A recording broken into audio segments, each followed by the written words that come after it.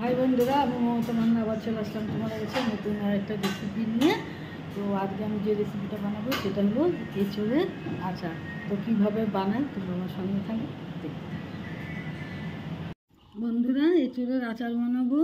তো এই যে এঁচোড়টাকে আমি কেটে নিয়েছি, টুকরো টুকরো করে আমি পিস করে নিয়েছি। এই যে পিস করে নিয়েছি, নিয়ে এইভাবে কেটে নিয়েছি এঁচোড়গুলোকে। এঁচোড়ের যেরকম সবজি করে ঠিক ওইভাবেই আমি কেটে নিয়েছি এঁচোড়গুলোকে, ঠিক এইভাবে কেটে নিয়েছি, এইভাবে কেটে নিয়েছি। তো এঁচোড়গুলোকে এখন আমি ভালো করে ধুয়ে তারপরে লবণ হলুদ এঁচোড়টাকে মাখাবো, মাখিয়ে তারপরে রোদে শুকোতে দেব। রোদে শুকিয়ে গেলে তারপরে কি করব সেটা আপনাদের সাথে আমি শেয়ার করব।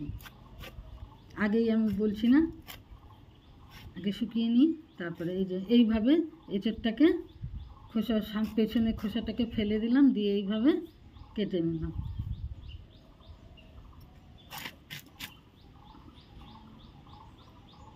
ঠিক যেমন এঁচোড়ের তরকারি রান্না করে ওইভাবেই এঁচোড়টাকে কাটতে হবে, এরকম টুকরো করে।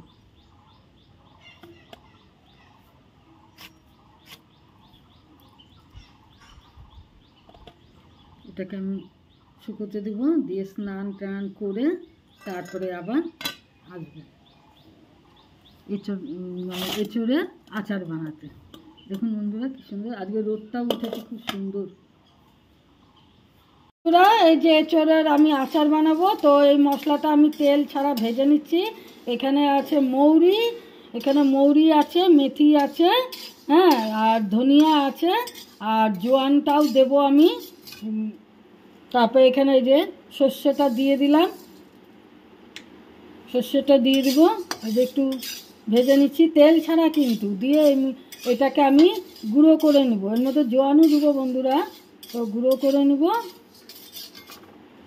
জোয়ানটা একটু ভেজে নিলাম তেল ছাড়া। এই জোয়ানটার মধ্যে বিট নুন মিশানো আছে বন্ধুরা। এই যে এঁচোড় আর আম দুটোকে আমি রোদে শুকিয়ে এই যে এইভাবে করে নিয়েছি, আর মশলাটাকে এই যে গুঁড়ো করে নিয়েছি এইভাবে।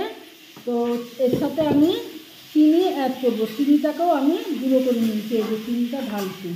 তো আপনারা এখানে চিনি না দিয়ে চিনির পরিবর্তে গুড় দিতে পারেন, তো আমি চিনিই দিচ্ছি। মশলা আগে করে নিয়েছি, তারপরে চিনিটা করেছি, তো এই জন্য কালারটা এরকম লাগবে।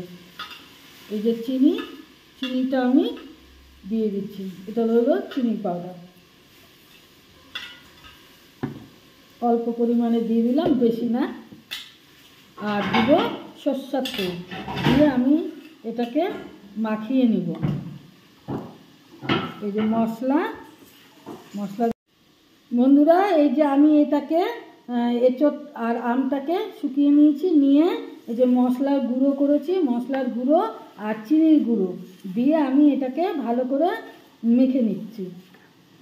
তো এর মধ্যে আমি তেল অ্যাড করব।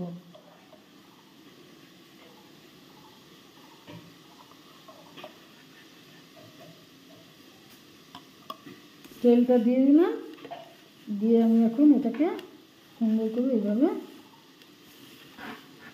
মেখে নেব, নিয়ে আমি বয়ামে তুলে রাখবো, শিশিতে যেটাকে বলে। তো আমার রেডি হয়ে গেল এঁচোড়ের আচার।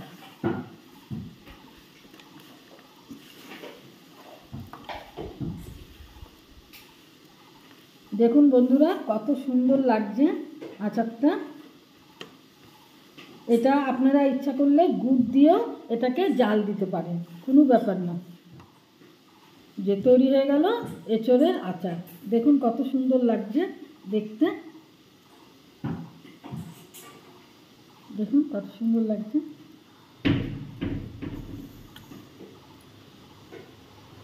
বন্ধুরা, রেডি হয়ে গেছে আচার, এঁচোড়ের আচার।